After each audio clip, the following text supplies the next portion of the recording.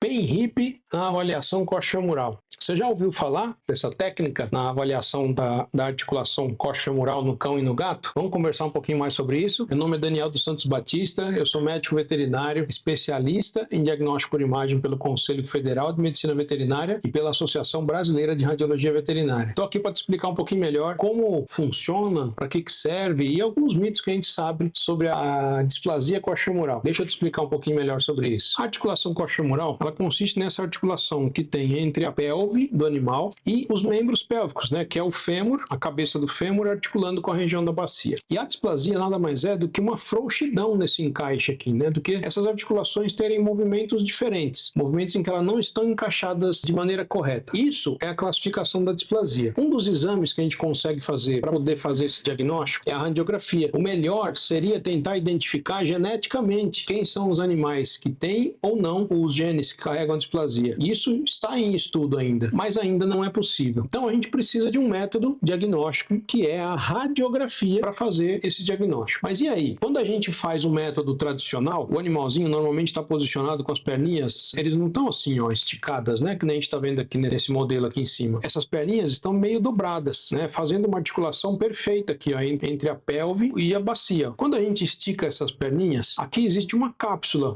entre o fêmur e entre a pelve. Quando a gente tensiona essa articulação, a gente também está tensionando essa ligadura aqui, né? Essa cápsula. E isso faz com que essa articulação encaixe perfeitamente, ou encaixe melhor, na verdade. E aí, um médico veterinário, na década de 70, ele desenvolveu uma forma de você identificar sinais nessa radiografia que diagnosticariam uma artrose no animal. Então, o primeiro método de avaliação dessa articulação foi descrito por Schnell, e ele, lá naquela época, encontrou na radiografia dos membros estendidos sinais que indicavam a osteoartrose na displasia em pastores alemães, em cães pastores alemães. E passados os anos, um outro médico veterinário, agora na década de 90, ele descobriu uma maneira, e ele foi estudando um pouco melhor, né, qual era o movimento dessa articulação. Se descobriu que o movimento nessa articulação era para ser um movimento só de pêndulo, onde o fêmur simplesmente balança, né, nesse encaixe da articulação. E animais que têm a displasia coxofemoral, esse movimento acaba sendo um movimento circular, isso que vai prejudicando estruturas aqui como a cápsula articular, né, os bordos do acetábulo,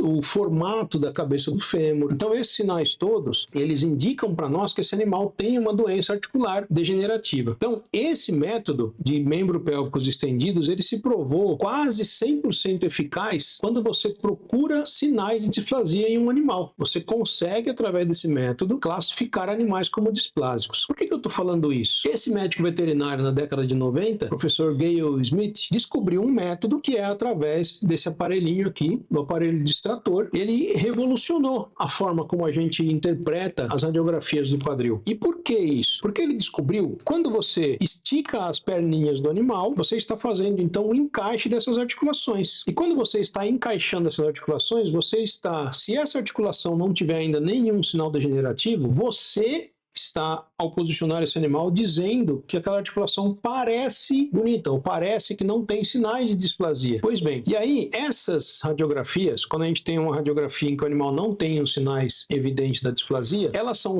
utilizadas para selecionar cães para reprodução, por exemplo. Como a gente sabe que os animais que têm a displasia coxofemoral, eles não podem se reproduzir, então esse método é utilizado para que a gente possa selecionar cães e assim colocá-los à reprodução. Mas aí é que vem a grande diferença desse método. Isso é uma interpretação. Esse paciente, ele não tem os sinais evidentes na radiografia, que nesse momento que ele está sendo radiografado, ele não tem sinais de osteoartrose naquela imagem. Ele não tem sinais que são capazes de afirmar que ele é displásico. Então isso é classificado como um grau A e grau B. E aí vem esse professor, na década de 90, e ele desenvolve um método, inclusive ele patenteou esse método. Alguns colegas, inclusive, acham que isso foi o pior erro que ele fez. E através desse método, ele consegue demonstrar se a articulação é frouxa ou se a articulação é muito apertada. E essa articulação frouxa é o que indica que o animal é displásico. E a articulação apertada quer dizer realmente que o animal não tem sinal de displasia. Então esse é o método que a gente chama de PENRIP. PENRIP é um método em que você submete o animal a um procedimento de sedação, anestesia, de alguma maneira ele tem que estar relaxado, né, através de associação medicamentosa. Você precisa ter um aparelho distrator como esse aqui, ó. Esse daqui é para animaizinhos de pequeno porte. E tem um outro, logicamente, que ele é exclusivo exclusivo para animais de grande porte, né? Animais grandes. E aí o que a gente faz? A gente coloca isso no meio da perninha desse animal e vai submeter essa articulação a uma alavanca. Você vai fechar as perninhas desse animal e aí, ó, dá uma olhada aqui, ó. Quando você faz isso, ó, olha que interessante aqui, ó, essa articulação, por exemplo, ó, você vai lá e consegue demonstrar que essa articulação tem um desvio, né? Que essa articulação se desloca. E aí, desta forma, esse cara revolucionou a maneira como a gente interpreta as radiografias. O que ele conseguiu provar? Que em quase 85% dos animais que são submetidos a esse teste aqui, ó, que a gente estica as perninhas, ele acabou provando que esse exame, 85% desses animais têm um índice de distração, quer dizer, que indica que a articulação é frouxa, em praticamente 85% deles. Então a gente tem uma radiografia que fala que o animal é normal e tem uma outra radiografia que fala que essa articulação é frouxa, ou seja, que ela é displásica. E aí entra agora um certo contrassenso, né? Como é que eu indico a realização do PENRIP? Como é que eu interpreto esses resultados, né? Como é que eu desmistifico algumas informações que a gente tem sobre a displasia coxomural? Vamos lá que eu vou tentar responder essas perguntas para vocês. Primeiro, respondendo a uma dessas perguntas sobre displasia. Muitos tutores, muitos proprietários, quando a gente atende aqui, a principal dúvida deles é: o criador me falou que ele adquiriu a doença. Isso é um ponto já que ele é um ponto interpretado de forma errada. A displasia coxomural, ela é transmitida aos descendentes através dos pais. Esse é um dos grandes motivos do porquê que a gente faz o exame de raio-x. O exame de raio-x tem um intuito de classificar os animais com a articulação mais bonita, entre aspas, ou que não tenham sinais evidentes ali da displasia coxomural. E baseado nestas imagens, você seleciona os padrinhadores, o pai e a mãe. E aí, se um dos filhotes tiver displasia, não é que porque os pais e as mães não tinham uma imagem radiográfica. E aí, se o filhote desenvolver a displasia, não quer dizer que ele adquiriu isso ao longo da vida dele. Só quer dizer que os pais, mesmo tendo radiografias que a gente considera elas como padrão parecendo normais, eles tinham displasia. Provavelmente eles estavam enquadrados dentro desse grupo de 85% de animais que, mesmo parecendo ter radiografias padrão boas, provavelmente se eles fossem submetidos ao teste de PENRIP, ia demonstrar que eles tinham sim displasia coxomural. Então, o primeiro mito de que o animal adquire a displasia, ele não é verdadeiro. Isso é mentira. Então, o animal, ele não adquire displasia. Ele desenvolve ela porque os pais transmitiram as características que ele vai desenvolver essa doença. Outro mito: o animal teve displasia porque é gordo, porque foi castrado. Não, também não. Ele adquire a displasia porque ele teve a transmissão dos pais. Ele nasceu com aquela morfologia anatômica diferente e fatores externos, como o peso, o piso, eles vão influenciar esse animal para que ele possa desenvolver aquela articulação, por exemplo, se encaixando de maneira incorreta, mesmo que seja num curto espaço de tempo, porque esses fatores pioraram, esse animal vai desenvolver osteoartrose em algum momento da vida dele. Então, ó, fatores como o peso, o piso, qualquer outro fator influenciante aí que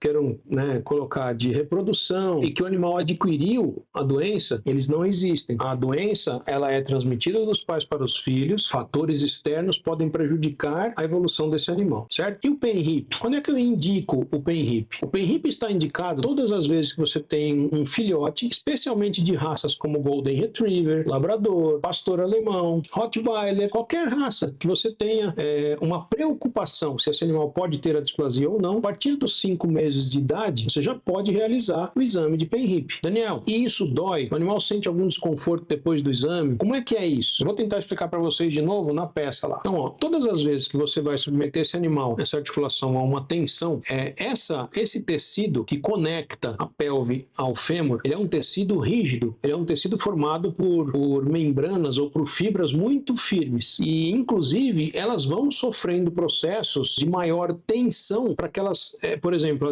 o sinal de linha de Morgan que a gente vê no colo do fêmur, ele é um sinal de que o organismo está tentando fazer com que aquela cápsula fique mais firme, mais rígida. Nós não temos força física suficiente para causar algum tipo de lesão a essa cápsula. Então não há dor pós-exame, não há dor no animal nesse exame que vai ser feito. Há um desconforto tamanho a ponto de o animal não conseguir receber esse tipo de pressão. A engordado. Então, o relaxamento da musculatura é fundamental também para que esse deslocamento, para que você conheça qual é o limite dessa cápsula, seja necessário. Então, uma outra indicação do PENHIP é quando você tem radiografias que parecem normais, que o radiologista te ajuda, falando que o animal não tem sinais de displasia, mas quando você faz o teste de Ortolani, quando você faz o teste de Barden, quando você faz o teste de Barlow, esse animal tem sintomas clínicos. Então, ele está indicado fazer a radiografia pela metodologia PENHIP também. Então, resumindo nossas informações, a displasia, ela é transmitida dos pais para os filhos. A radiografia padrão, quando classificados como A e B, mais de 85% desse resultado indica que esses animais são falso negativos. Então, mesmo sendo um dos métodos hoje utilizados para a classificação da displasia coxofemoral, ele tem um porém, ele tem um adendo. Esses pacientes deveriam ser radiografados através da metodologia PENHIP. O método PENHIP não causa dor ao animal depois da realização. Ele pode ser realizado em filhotes e em animais que tenham a radiografia que foram classificadas como A e B. E uma última coisa que o fortalecimento muscular dos animais com displasia é uma das principais maneiras de se tratar a displasia. Tudo depende, né? Às vezes a articulação tem um remodelamento, né, diferente e talvez isso indique uma intervenção cirúrgica, mas em via de regra, a grande maioria dos animais com um bom fortalecimento muscular consegue ter uma qualidade de vida muito boa. E aí, você sabia de tudo isso sobre a displasia coxofemoral? Deixou o seu joinha aqui, curtiu essa mensagem? O que você acha de mandar para o seu amigo que tem um canil, o seu amigo que é médico veterinário, ou seu amigo que tem qualquer uma dessas raças que eu falei? Golden Retriever, Labrador Retriever, Pastor Alemão, Rottweiler, Lhasa, Shih Tzu e também eu esqueci de mencionar, mas o Cavalier King Spaniel também é um dos pacientes que a gente encontra displasia coxofemoral com muita frequência. Sabia de tudo isso? Então, não esquece, curte e compartilha com quem você quiser.